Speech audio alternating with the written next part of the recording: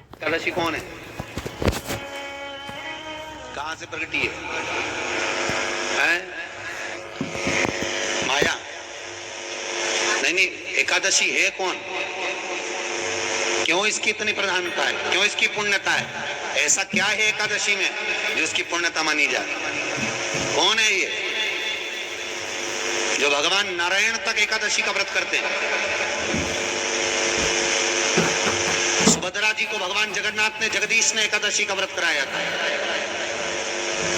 बद्रीनारायण भगवान को माता लक्ष्मी ने एकादशी का व्रत कराया था।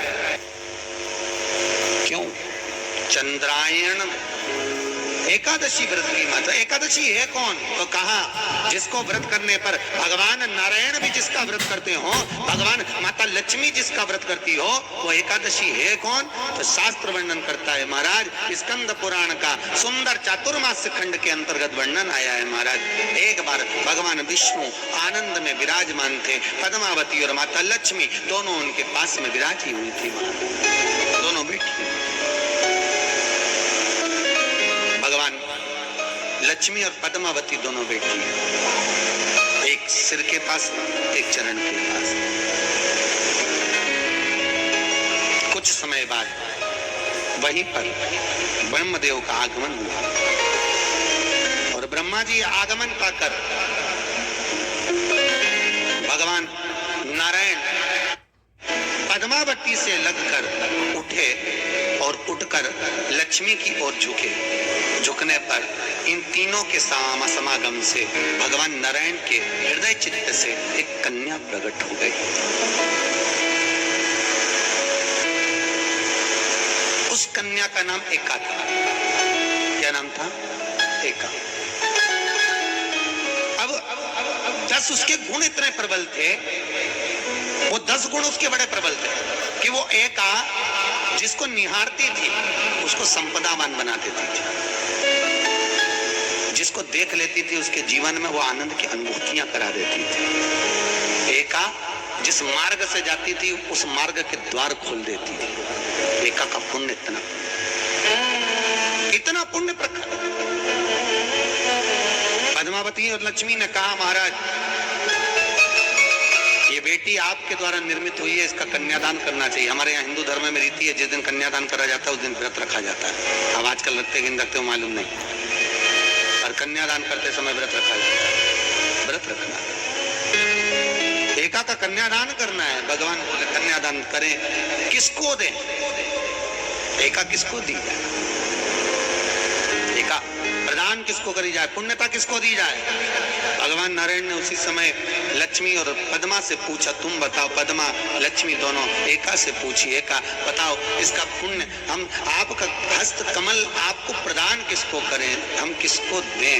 एका कहती है पिताजी, भगवान से कहती है नाथ कृपा करिएगा, मेरे को अगर प्रदान करना चाहती हो, अगर मुझे देना चाहते हो तो एक काम करो, एक काम।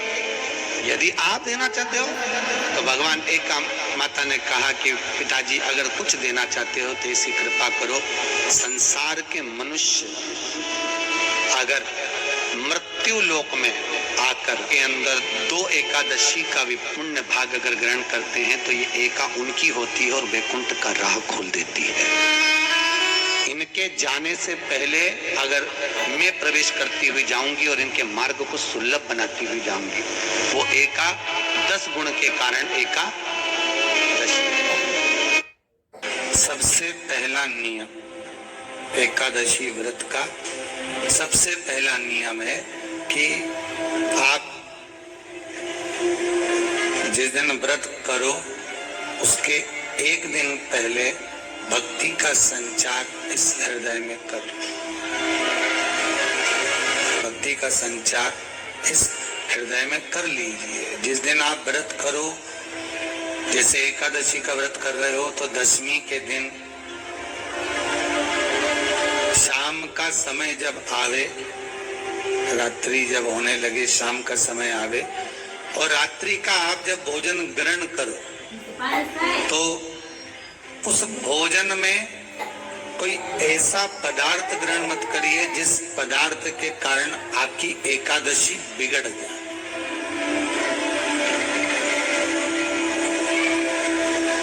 एकादशी का दूसरा नियम बहुत ध्यान से सुनिएगा।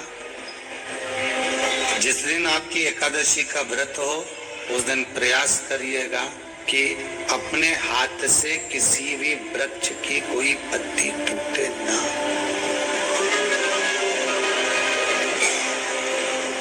अपने हाथ से किसी भी वृक्ष की, पौधे की, किसी भी वृक्ष की पत्ती अपने हाथ से ना टूटे। बहुत ध्यान दीजिएगा महाराज। एकादशी का ये दूसरा नियम है कि अपने हाथ से किसी पौधे की, किसी वृक्ष की, किसी डाली की कोई पत्ती टूटे ना, कोई पत्ती ना टूटे, इसका प्रयास करिए। या हॉस्टेलमध्ये 500 मुलंच नव्हे तर 500 आयांचा विश्वास सुद्धा असतो। त्यामुळे डेंगू मलेरियावाले डास अजिबात नाहीत।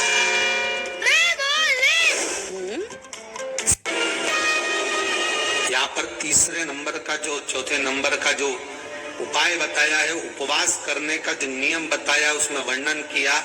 एकादशी के दिन अगर आपका व्रत है तो आप भूलवश भी डब्बे में रखी हुई रोटी गाय को ना देते हुए कुछ थोड़ा सा फल, फलहार, कोई केला, कोई सेब, जो आप खाते हो, अंगूर, पपीता, जो आप ग्रहण कर रहे हो, उसका थोड़ा सा भाग आप गाय को प्रदान करो। आप गाय को दीजिए।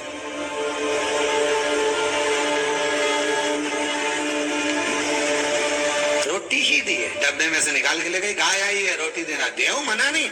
बाकी के दिन आप आपके बेटे से कह दो रोटी दिया बेटा जा, पर आप अपने हाथों से, आपका व्रत है तो आप फलहार आप कर रहे हो तो फलहार का ही दान गौ माता को दीजिए। पांचवा वर्णन किया चतुर्थ भाव में, बन सके जितना एकादशी के दिन भगवान का ओम नमो भगवते वासुदेवाय का जाप करें या अपने गुरु मंत्र का स्मरण करें, या जो मंत्र आपके हृदय में समाहित हो, श्री शिवाय नमस्तुभ्यम, ओम नमः शिवाय, राम कृष्ण शिव, जो मन पड़े उसका भजन करें, पर दिल से करें। जितनी देर करते बने उतना देर। माला पकड़ने की भी जरूरत नहीं कि माला पकड़ के बैठो, तो घट की जिभ्या से जप लो नहीं जी, वही उतना में ही पूरा हो जाए, वही बहुत। महाराज पांचवा नियम कहा, जिस दिन आपका व्रत रहे किसी निंदक से बात ना करें। निंदक जानते हो?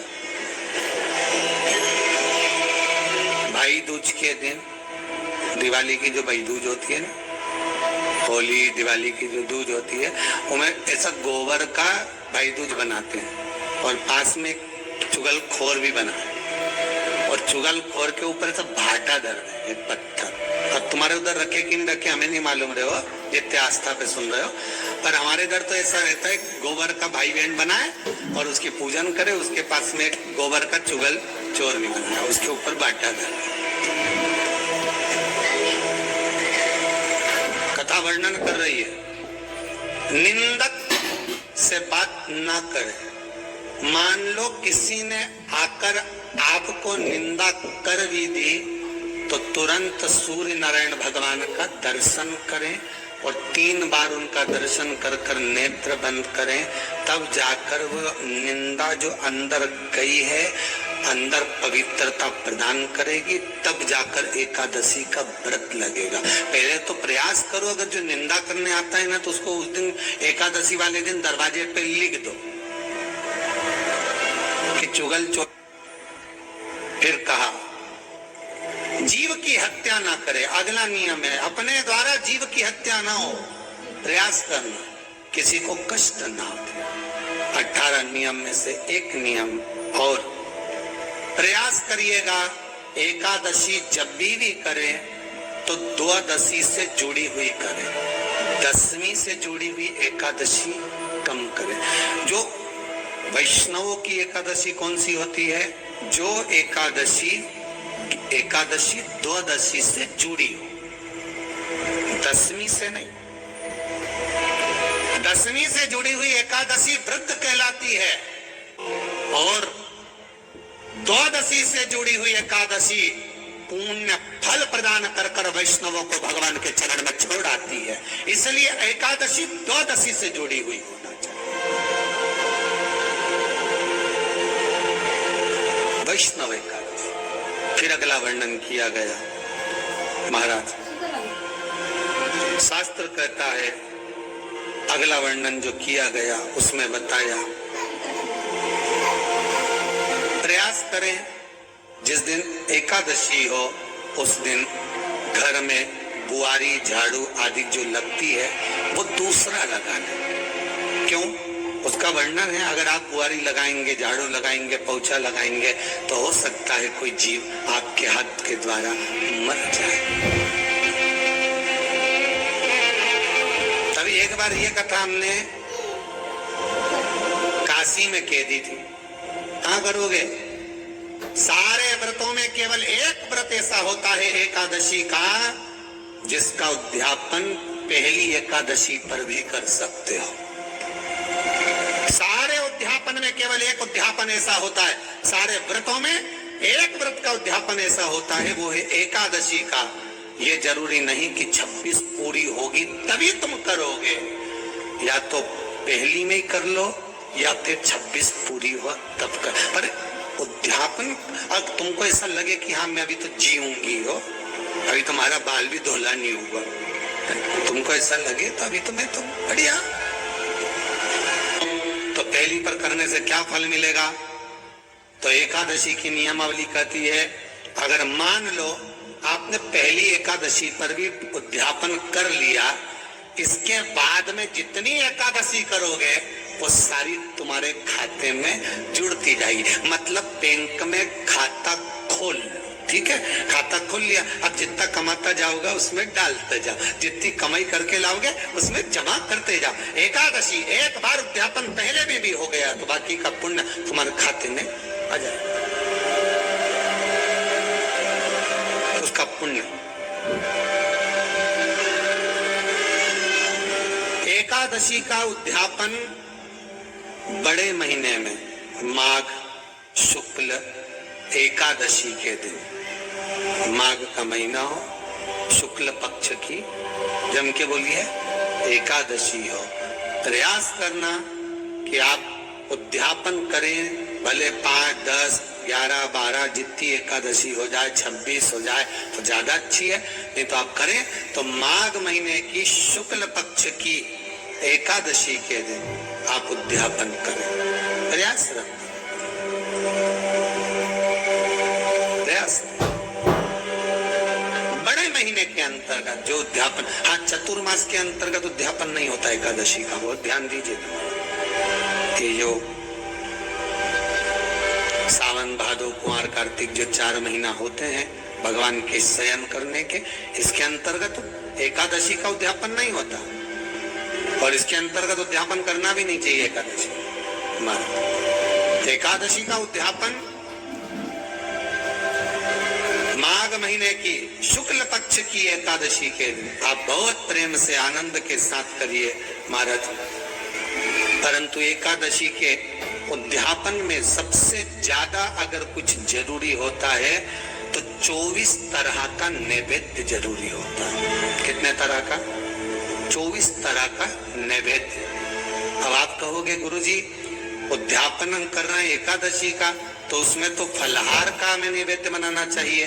तो फिर ये पुराण के अंतर्गत स्कंद पुराण में ये चीज लिखी है कि एकादशी का जब उद्यापन करते हैं तो 24 तरह का नैवेद्य बनाकर सिद्ध करते। 24 तरह का नैवेद्य जान रख लेना, हलवा बना लो, खीर बना लो, पूड़ी बना लो, सब्जी बना लो, पकोड़ा बना लो, भजिया बना लो, ऐसे 24 तरह का नैवेद्य अलग अलग चाहिए। पर लोग क्या करते हैं, खोपरा पाक बनवा लेते हैं 1-2 किलो और 24 जगह रख देते हैं। स्वीकृत नहीं है। 24 तरह का नैवेद्य रखा जाता महाराज। एकादशी के दिन भगवान का पूजन का पूरी तैयारी कर कर मंडल आदि बनवा कर विद्वान ब्राह्मण को बुलाकर कर्मकांडी ब्राह्मण को बुलाकर जो भगवत सेवा में एकादशी का उद्यापन कराए उन ब्राह्मण के चरणों को नमन कर कर प्रणाम कर कर एकादशी का पूजन करवाइए और उस मंडल की पूजन कराकर हवन द्वादशी को कराइए। एकादशी को हवन नहीं, एकादशी के उद्यापन का जो हवन होता है वो द्वादशी। Until next time.